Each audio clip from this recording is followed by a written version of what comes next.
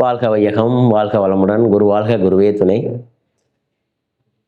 உலகெங்கிலும் உள்ள டிவைன் ஜோதிட நேயர்களுக்கு வணக்கம்.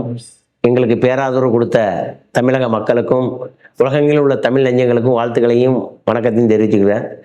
உங்களால் எங்களுடைய சேனல் டிவைன் ஜோதிட சேனலும் இன்னும் பிரகாசமாக பொலிவுறுது. நிறைய சப்ஸ்கிரைப், நிறைய சேனல்கள், நிறைய பேர் எங்களுக்கு ஆதரவு கொடுத்துறீங்க. மிக்க மகிழ்ச்சி. எல்லாரும் எல்லா வளமும் பெற்று நான் சொல்கிற ஆலயங்களுக்கு சென்று அவங்களுடைய கர்மாவை நிவர்த்தி பண்ணிக்கணும். எல்லா மக்களும் இன்புற்றிருக்கணும் தான் இந்த டிவைன் ஜோதிடமே ஆரம்பிக்கப்பட்டிருக்கு. இப்போ கன்னிராசிக்காரவங்களுக்கு இந்த சனி பயிற்சியை பற்றி எப்படி இருக்குது அதை பற்றி சொல்ல போகிறோம். 6/3/2026 மாசி மாதம் 22ஆம் வாக்கிய பஞ்சாங்கப்படி திருநள்ளாறு கோயிலில் சனி பயிற்சி ஆகுது. பாடல்பெற்ற சிவஸ்தலங்களில் சனி பயிற்சி ஆகுது. உச்சனூர், திருநள்ளாறு, திருக்கொள்ளிக்காடு இந்த மாதிரி இடத்தெல்லாம் திருக்கணித முறைப்படி போன வருஷம் 29/3 ஆயிடுச்சு. ஆனால் இந்த வருஷம் வாக்கிய முறைப்படி, வாக்கிய பஞ்சாங்கப்படி 6/3/2026 அன்னைக்கு பயிற்சி ஆகுது.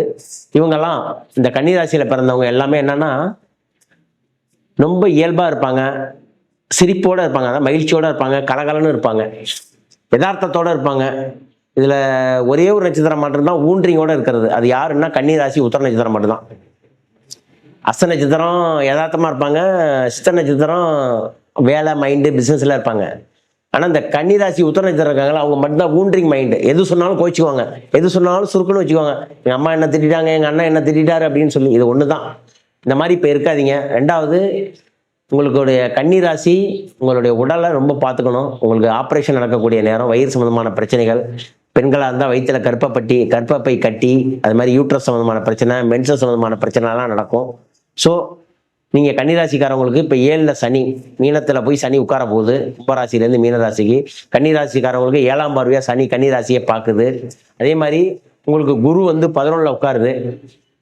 அதே மாதிரி உங்களுடைய ராகு கேது 12ல் உட்காருது. அதுக்கு அடுத்தது 11க்கு போகும்போது 2026-27ங்கிற வருஷங்கிறது கண்டக சனியாக இருந்தாலும் 5 வயது குழந்தைகள், யாராவது கன்னிராசிக்காரவங்க 5 வயது குழந்தைகளாக இருந்தால் சைனஸ் ப்ராப்ளம், தலி தொந்தரவு இருந்துக்கிட்டே இருக்கும். அவங்களுக்கு மட்டும் மருத்துவம் கண்டிப்பாக டீட்டெயிலாக பாருங்கள். இல்லாட்டி அவங்களுக்கு மூளை வரைக்கும் செல்களை பாதிக்கணும்னு இருக்குது. மற்றவங்க பிரச்சனை இல்லை. பெண்களோ ஆண்களோ 40 வயசோ 30 வயசோ வயிறு சம்மந்தமான பிரச்சனைகளை ஏற்படுத்தும். வயிற்றில் கட்டி, வயிற்றில் ஆப்ரேஷன், இல்லை ஆண்களுக்குன்னா சிறுநீரில் கல், கிட்னியில் கல், அதில் சிறுநீர் போகிற, யூரின் போகிற இடத்துல அடப்பு, இந்த மாதிரிலாம் வரும். இந்த பிரச்சனைகள்லாம் கன்னிராசிக்காரவங்க பார்த்து வச்சுக்கணும். மருத்துவ சம்மந்தமான பிரச்சனைகளை பார்த்து வச்சுக்கணும். கன்னிராசியில் பிறந்தவங்க இந்த வருட சனி பயிற்சி ரொம்ப சூப்பரான வருஷம். ரெண்டாவது, இவங்க தான் இப்போ ஒரு சுபகாரியங்கள்லாம் நடத்த போகிறாங்க. கல்யாணம், காது குத்து, இந்த மாதிரி. அதாவது ஏன்னா 11ல் குரு இருந்தால் பணம் பல விதத்தில் வந்தாலும் இந்த 7.5 சனியோட தாக்கங்கள் உடம்பு மட்டும் கெடுக்கும். அடுத்தது, உங்கள் வீட்டு பக்கத்தில் அண்டை வீட்டார்களை மகிழ்ச்சியோடு வச்சிங்க. இல்லை பேச முடிஞ்சால் பேசுங்க, இல்லை பேசலைன்னா அமைதியாக இருங்க. இதுதான் ரொம்ப மகிழ்ச்சி. கன்னிராசிக்காரவங்க உங்கள் பக்கத்து ஃப்ரெண்ட்ஸோ, உங்கள் ஆஃபீஸில் உள்ள பக்கத்து டேபிளில் உள்ள கேபினில் உள்ள ஃப்ரெண்ட்ஸோ, இல்லை உங்கள் வீட்டில் அது மாதிரி இந்த வருஷம் கலைத்துறையில் உள்ளவங்க கன்னிராசிக்காரவங்க ரொம்ப கேர்ஃபுல்லாக இருக்கணும். கலைத்துறையில் தான் கிசுலாம் அதிகம் நடக்கும். அதாவது கிசுனா ஒருத்தவங்களை பற்றி ஒருத்தவங்களை போறாமல் கோழி சொல்லி விடுறது. அதனால ரொம்ப ரொம்ப கேர்ஃபுல்லாக இருக்க வேண்டியது கன்னிராசிக்காரவங்க. ஸோ கன்னிராசியில் பிறந்தவங்க கிசுகளுக்கு, அதாவது அடுத்தவங்களுடைய பேராசைக்கு ஆசைப்பட்டு எந்த வேலையும் செய்ய வேண்டாம். உங்களுடைய உடம்பை நீங்கள் கேர்ஃபுல்லாக பார்த்துங்க. உணவே மருந்து, மருந்தே உணவுங்கிற மாதிரி சாப்பாடை கண்ட்ரோலாக சாப்பிடுங்க. நேரத்துக்கு தூங்குங்க, உங்களுடைய உடம்பு சரியாயிடும். ஸோ கன்னிராசி உத்தர நட்சத்திரம் செல்ல வேண்டியது நீங்கள் செய்ய வேண்டியது உங்கள் வீட்டு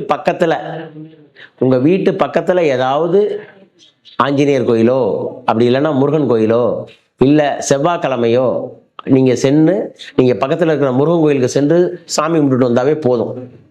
நீங்கள் தாமரைப்பூ கொடுத்தாலும் சரி, இல்லை சாதா பூ வாங்கிட்டு போனாலும் சரி, குஞ்சிட்டு வந்தாலும் சரி, உங்களுக்கு ஒரு நீச்ச பரிகாரம். இந்த கன்னிராசி உத்தர நட்சத்திரம் கண்டக சனியில் முருகனை வழிபட்டு வந்தாவே ரொம்ப நல்லதுங்கிறேன். அதுக்கு அடுத்தது, கன்னிராசி அஸ்த நட்சத்திரக்காரவங்க யாராவது மாதம் அமாவாசையோ பௌர்ணமியோ பசுமாட்டுக்கு போய் அவந்திக்கரை வாங்கி கொடுத்துட்டே இருங்க. உங்களுடைய கண்டக சனி பிரச்சனையிலேருந்து தப்பிச்சிருவீங்க.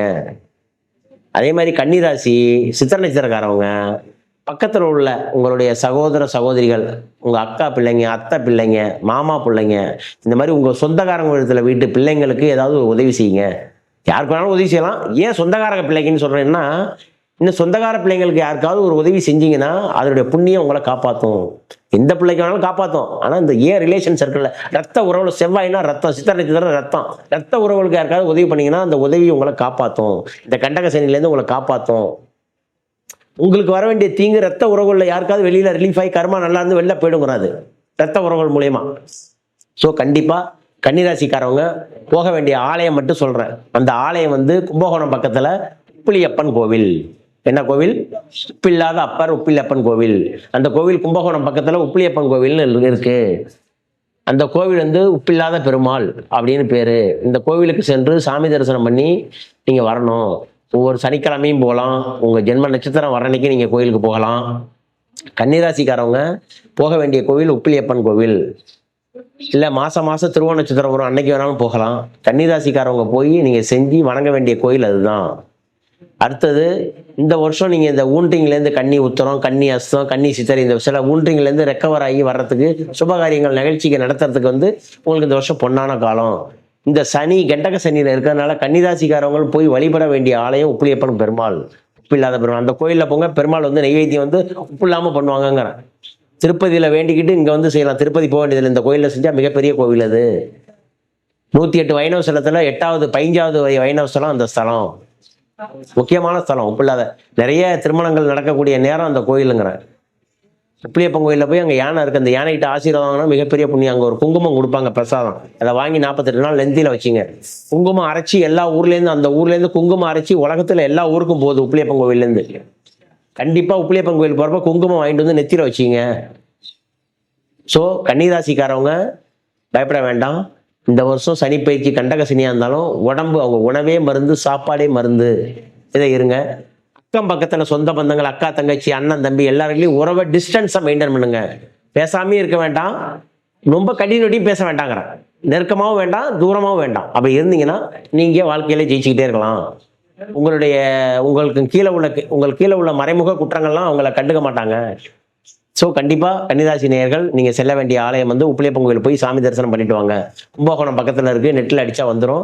கன்னிராசிக்காரவங்களும் முக்கியமாக சென்று வழிபட்டு இந்த உலக மக்கள் அனைவரும் வேண்டி விரும்பி பயனடைய வேணும் கேட்டுக்கிறேன்.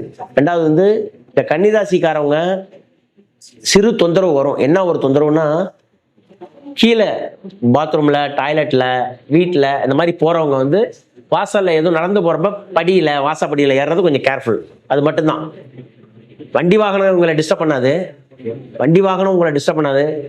வீட்டு வாசல், படி, பாத்ரூம் இந்த மாதிரி கார்னர் பகுதி, கார்னர் இந்த மாதிரி இடத்தெல்லாம் கொஞ்சம் ஜாக்கிரதையா இருங்க. இது மட்டும் தான் டிஸ்டர்பன்ஸ் பண்ணும். ஏன்னா அது கார்னர் ராசி. ஸோ நீங்கள் யாரும் இந்த கன்னிராசி பயிற்சி அதை பற்றி 7 சனி நடக்குது, கண்டக சனி நடக்குது பற்றி பயப்பட வேண்டாம். உப்பிலியப்பன் கோவில் நல்லா சென்று சாமி கும்பிட்டுவாங்க. அது மாதிரி உங்கள் உள்ளூரில் உள்ள பக்கத்தில் உள்ள முருகன் கோயிலை போய் பார்த்து வணங்கிட்டு வாங்க. மிக்க மகிழ்ச்சி சார். வாழ்த்துக்கள். உலகெங்கிலும் உள்ள டிவைன் ஜோதிட நேயர்களுக்கு வாழ்த்துக்களும் வணக்கங்களும் தெரிவித்து கன்னிராசி அன்பர்களுக்கு நன்றி கூறுகிறேன். வணக்கம்.